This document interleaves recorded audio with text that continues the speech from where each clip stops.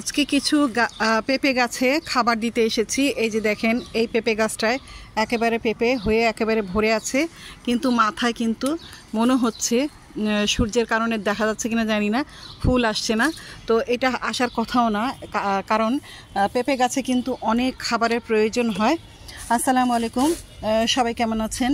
আলহামদুলিল্লাহ, আমি ভালো আছি। আজকে আমি কিছু পেঁপে গাছের পরিচর্যা করব, কিভাবে খাবার দিই। আমি সবসময় পেঁপে গাছে কিছু না কিছু খাবার দিতে লাগে, একটু ভালো করে খেয়াল করেন। এই যে পেঁপে গাছের যে জায়গাটা, ক্যারেটটা, এটা হচ্ছে ককশিট একটা বক্স, খুব বেশি বড় না, একদম ছোট। এই যে দেখেন, এক হাতও না, হ্যাঁ, খুবই ছোট একটা গাছে আমি পেঁপে গাছটা লাগিয়ে এখন পস্তাচ্ছি, বেশি খাবার দিতে পারি না। তো যাই হোক, আমি কিছু এই যে এখান থেকে দেখেন, ভালো করে দেখেন, শিকড় দেখা যাচ্ছে। আমি সাইড দিয়ে কিছু রুট প্রুনিং করে দিয়েছি, দিয়ে একেবারে মাটিগুলো ওপরে উঠিয়ে দিয়েছি। দিয়ে এখন আমি এখানে অনেকটা চতুর্দিক দিয়ে ডিমের খোসা দিয়ে দেবো, এবং ডিমের খোসাটা আমি একটু মোটা করেই দেই, কারণ কি ওই যাতে বাতাস অক্সিজেন পাস হতে পারে, সেই জন্য আমি এটা ভালো করে মিশিয়ে নিচ্ছি।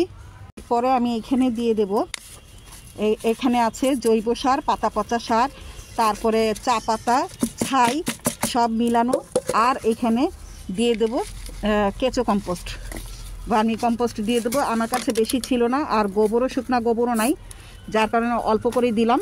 এর মধ্যে আমি কিছু রাসায়নিক সার দেব, তবে রাসায়নিক সারটা আমি একটু ওপর দিয়ে দেবো, কারণ যেহেতু রুট প্রুনিং করেছি, যার জন্য আমি একটু ওপর দিয়ে দেব।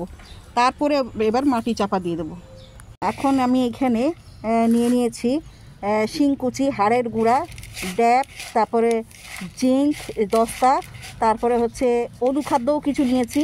এখন আপনারা বলতে পারেন আমি এত খাবার নিয়েছি, অনুখাদ্য আবার কেন নিয়েছি? তো আসলে হয়েছে কি, আমি এই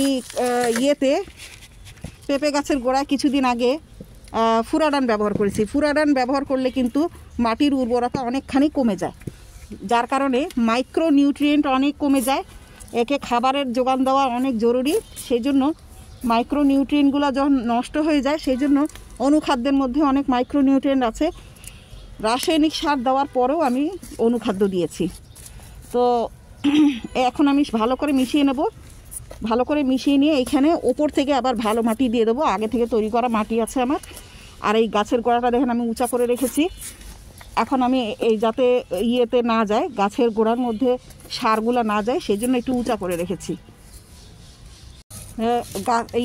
গোড়ার মধ্যে মাটি দেওয়ার আগে, ভালো মাটি দেওয়ার আগে দেখেন আমি পর্যাপ্ত পরিমাণে শুকনো মরা লতা পাতাগুলো দিয়ে দিচ্ছি। দিয়ে এগুলো এবার ভেঙে দেবো হাত দিয়ে, তারপর ওপর দিয়ে আমি কিছু মাটি দিয়ে দেবো। এখন ওপর থেকে সামান্য মাটি দিয়ে দেবো। এই মাটিটা দেওয়ার পরে এবার ভালো করে বেশি করে পানি দিয়ে দেবো। এই যে শুকনো মোড়া লতা পাতা যেগুলো দিয়েছি, এইগুলো দেওয়াতে মালচিংয়ের কাজে দেবে এবং পানিটা ধরে রাখতে সাহায্য করবে। তো ভিডিওটা কেমন লাগলো অবশ্যই জানাবেন। আমি এইভাবেই পেঁপে গাছের পরিচর্যা করি, সব গাছেই পরিচর্যা করি এইভাবে। ভিডিওটা ভালো লাগলে অবশ্যই লাইক কমেন্ট করবেন এবং শেয়ার দিয়ে আমার পাশে সবসময় থাকবেন। আজকে এই পর্যন্তই, আল্লাহ হাফেজ।